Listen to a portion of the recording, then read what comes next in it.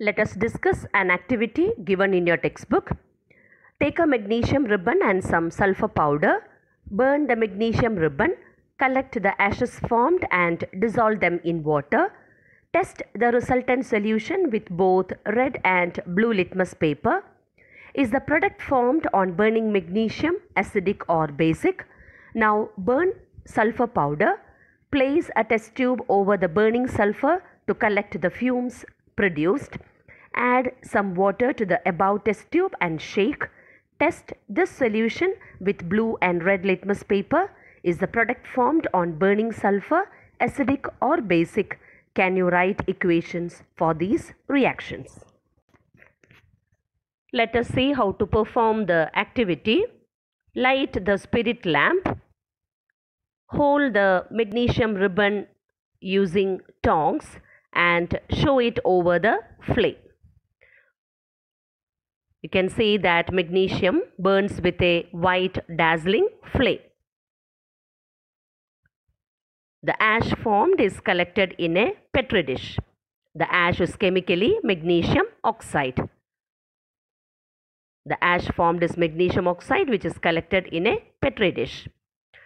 Now using a dropper, water is added to magnesium oxide collected in a petri dish. Water is added to magnesium oxide so that it results in the formation of magnesium hydroxide solution. A blue and red litmus paper is kept ready. Now add a few drops of magnesium hydroxide solution on the blue as well as the red litmus paper. Is there any change in the color of blue litmus paper? No. What about red litmus paper? The color of red litmus paper changes to blue. It shows that magnesium hydroxide is basic in nature. So we can conclude that the oxides of metals are basic in nature and it is due to the formation of hydroxide ions. Let sulfur powder be taken in a dry test tube. Note that the color of sulfur is yellow. You know that sulfur is a non-metal. Hold the test tube containing sulfur powder over the flame and heat it. When heated, sulfur will react with oxygen and will form gaseous sulfur dioxide. So sulfur dioxide formed is a non-metal oxide. Bring a moist red litmus paper near to the mouth of the test tube as sulfur dioxide starts evolving from the test tube. With red litmus paper, you will find that there is no color change. Whereas, when a blue litmus paper is brought near the mouth of the test tube, you can see that the color of blue litmus paper changes to red. It is because sulfur dioxide reacts with water present in the moist litmus paper and forms sulfurous acid. It shows sulfur dioxide is acidic in nature. Thus, from this activity, we come to know that the oxide formed by metal turns red litmus blue, whereas oxide of non-metal turns blue litmus red. Now, what about the reaction equations? When magnesium is burnt in air or oxygen, magnesium oxide is formed. So, we can write the equation as 2Mg plus O2 gives 2MgO. When water is added to magnesium oxide, we get magnesium hydroxide. So, the equation will be MgO plus H2O gives MgOH twice. In the case of sulfur, when sulfur is heated, it forms sulfur dioxide. The equation can be written as S plus O2 gives SO2. When water is added to sulfur dioxide, it forms sulfurous acid and the equation will be SO2 plus H2O gives H2SO3. So most of the metallic oxides are basic in nature, whereas most of the non-metal oxides are acidic in nature. Let us now discuss another activity. Hold any of the samples taken above with a pair of tongs and try burning over a flame. Repeat with the other metal samples.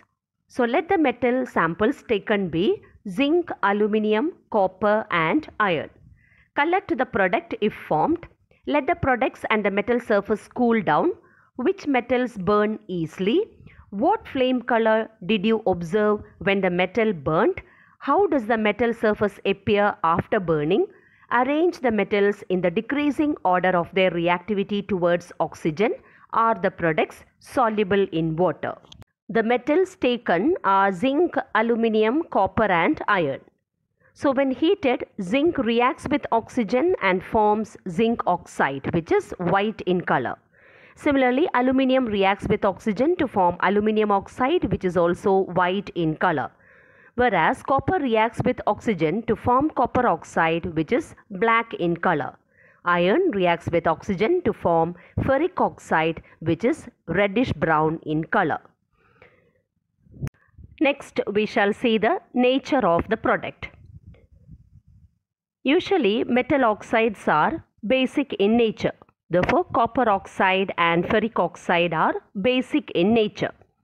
But there are certain metal oxides which can react with an acid as well as with a base, and such oxides are called amphoteric oxides. Therefore, zinc oxide and aluminum oxide are amphoteric in nature.